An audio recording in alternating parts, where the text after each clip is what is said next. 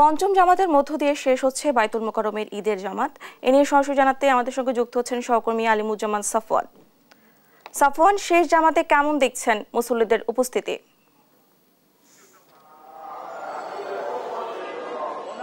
ডানা, আমরা কিন্তু সকাল থেকে বাইতুল মোকাররমে যে ঈদের জামাতগুলো হচ্ছে সেগুলোর খবর জানাচ্ছিলাম। তো আজকে মোট 5টি জামাত হওয়ার কথা ছিল, সকাল 7টা, সকাল 8টা, সকাল 9টা, সকাল 10টা এবং সর্বশেষ সকাল 10টা 45-এ। তো ইতিমধ্যে কিন্তু ঈদের যে 4টি জামাত বাইতুল মোকাররমে হওয়ার কথা ছিল আর সেগুলো কিন্তু শেষ হয়েছে এবং এই মুহূর্তে যে চতুর্থ জামাত ছিল সকাল 10টার আর সেটি কিন্তু মোনাজাত চলছে এবং এই মোনাজাত শেষের পরে 10টা 45-এর যে জামাত সেটি কিন্তু শুরু হবে এবং সকাল 10টা 45-এ জামাতের মধ্য দিয়ে আজকে এই জাতীয় মসজিদ বাইতুল মোকাররমে ঈদের জামাত শেষ হবে। তো সকাল থেকে আমরা যেটি দেখতে পেয়েছি প্রায় প্রতিটি জামাতেই কিন্তু পর্যাপ্ত পরিমাণে মুসল্লি হয়েছে এবং বাইতুল মোকাররম আসলে কানায় কানায় পরিপূর্ণ ছিল। কোনো জামাতে আসলে খালি আমরা দেখতে পাইনি আর একটি নিরাপত্তার বিষয় আসলে এখানে ছিল।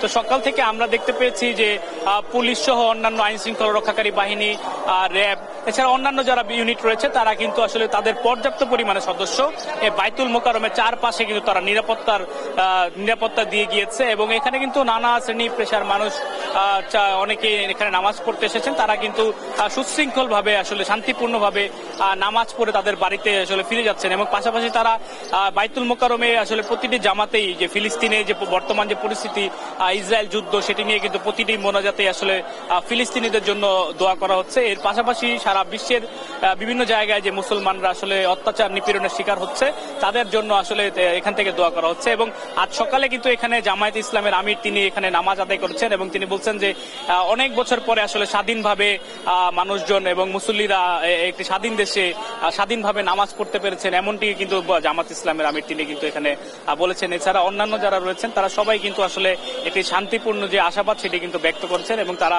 এই দেশের যে বর্তমান যে শান্তিপূর্ণ পরিস্থিতি সেটি তারা যাতে ভবিষ্যতেও বজায় থাকে এবং সেটি কিন্তু তারা কামনা করছেন। এছাড়া অনেকে দেখেছি যে তারা ছোট ছোট ছেলেরা তাদের বাবাকে ভাইদের সাথে নিয়ে এসেছেন। সবার মনে আসলে একটি আনন্দ উদ্দীপনার দেখতে পেয়েছি আমরা। সবাই আসলে খুবই খুশি এখানে ঈদের জামাত আদায় করতে পেরে। অনেকে আবার প্রথমবার এসেছিলেন এখানে ঈদের নামাজ আদায় করার জন্য, তারাও বেশ উৎফুল্ল আসলে প্রকাশ করেছেন। তাদেরকে দেখতে বেশ আনন্দিত মনে হয়েছে। তারা সবাই আসলে দোয়া করেছেন দেশবাসীর জন্য, পাশাপাশি ফিলিস্তিনিদের জন্য যেমনটি বললাম। তো কিছুক্ষণ পরেই 10টা 45-এ যে পঞ্চম জামাত রয়েছে এটি বাইতুল মোকাররম মসজিদে আজকের জন্য শেষ ঈদের জামাত এবং সেটির মধ্য দিয়ে কিন্তু আজকে ঈদের জামাত কিন্তু শেষ হচ্ছে। জানা তো আমার কাছে বাইতুল মোকাররম থেকে এই ছিল সর্বশেষ খবর। সাফওয়ান, ধন্যবাদ আপনাকে। বাইতুল মোকাররম থেকে যুক্ত ছিলেন আমাদের সহকর্মী।